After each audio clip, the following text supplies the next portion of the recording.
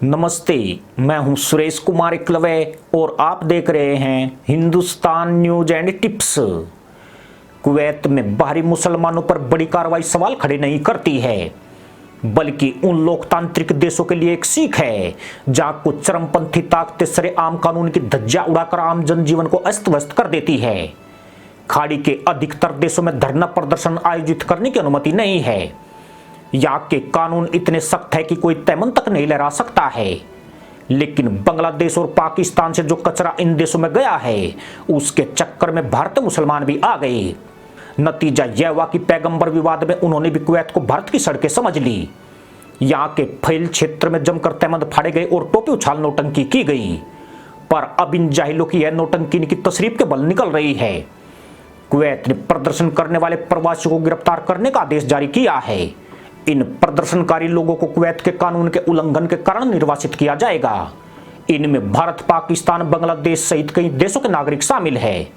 Kuwait प्रशासन का ऐसे तत्वों पर एक्शन साबित करता है कि उसके लिए मजहब से ऊपर कानून व्यवस्था है। वह अपने देश में अशांति फैलाने वाले पर कठोर कार्रवाई करने के लिए प्रतिबद्ध है। मजे की बात यह है कि कोई एक भी माई का मुल्ला नहीं है जो कुवैत की इस कार्रवाई पर चूं तक कर सके। इसकी बड़ी वजह यही है कि यहाँ भारत की तरह आज़ादी बिल्कुल नहीं है। खाड़ी के मुस्लिम देश जानते हैं कि मुसलमानों को ज़्यादा आज़ादी उनकी ही आज़ादी को खतरे में डाल सकती है। इसलिए यहाँ के कानून इतने सख्त हैं कि बिना इजाज़त दुम हिलाना खतरनाक साबित हो सकता है। लेकिन भारत में धरना प्रदर्शन को भी मौलिक अधिकारों से जोड़ दिया गया है। संविधान के अनुच्छेद 19(a) में अभिव्यक्ति की आज़ादी का अधिकार दिया गया है। वहीं अनुच्छेद 19(1)(b) में विरोध के लिए शांतिपूर्ण प्रदर्शन का भी अधिकार है। यही प्रदर्शन बाद में पत्थरबाजी में तब्दील हो जाता है और तहमद उछाल प्रतियोगिता का रूप ले लेता है।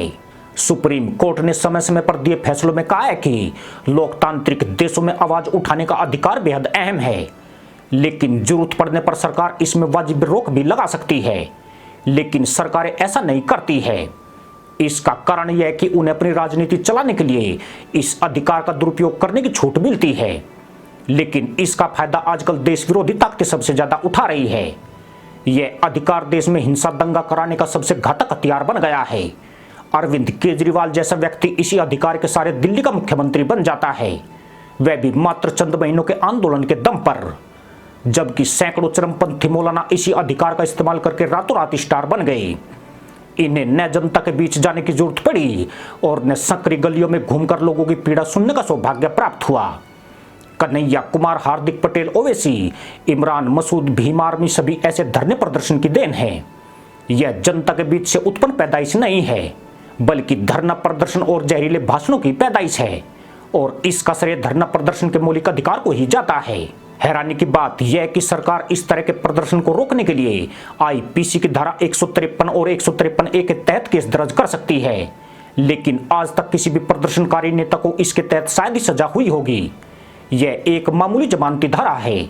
सिर्फ प्रथम श्रेणी के मजिस्ट्रेट से इसमें जमानत मिल जाएगी। कहने को इस धारा के तहत 6 महीने का कारावास और आर्थिक दंड का प्रावधान है, लेकिन आम आदमी को छोड़कर वार्ड स्तर का नेता भी इसमें सजा याफ्ता शायद ही मिल पाएगा। खाड़ी देशों में एक भी मुल्ला न आंदोलन कर सकता है और न जहरीली तकरीरें कर सकता है।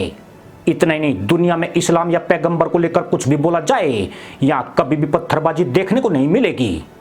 यहाँ पर हर फैसला कानून के हिसाब से होता है। पर भारत में इस तरह की हरकत एक स्टेटस बन गया है जो हर बीते वक्त के साथ जोर पकड़ता जा रहा है। शुक्रवार के दिन भारत में कई जगह मुसलमानों ने जमकर उत्पात मचाया था। उत्तर प्रदेश के कानपुर के बाद प्रयागराज, सहारनपुर सहित कई क्षेत्रों में पत्थरबाजी की गई। रांची में 2 मंदिरों पर हमले किए गए। लेकिन सबसे कठोर कार्रवाई उत्तर प्रदेश में की गई है। सहारनपुर के एक थाने का वीडियो काफी वायरल हुआ है, जहां कुछ पत्थरबाजों की धुनाई की देश भर में प्रशंसा हो रही है।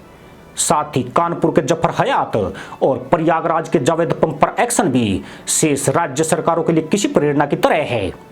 ऐसी कार्रवाई हर उस व्यक्ति पर होनी चाहिए जो देश के जनजीवन में बाधा पहुंचाता है। इतना ही नहीं, ऐसे तत्वों से वोटिंग का अधिकार और तमाम सरकारी योजनाओं से भी लाभ मुक्त करने की जरूरत है। ऐसे तत्वों से संबंधित पत्नी, बच्चों और माँ बाप की संपत्ति भी कब्जे में की जानी चाहिए।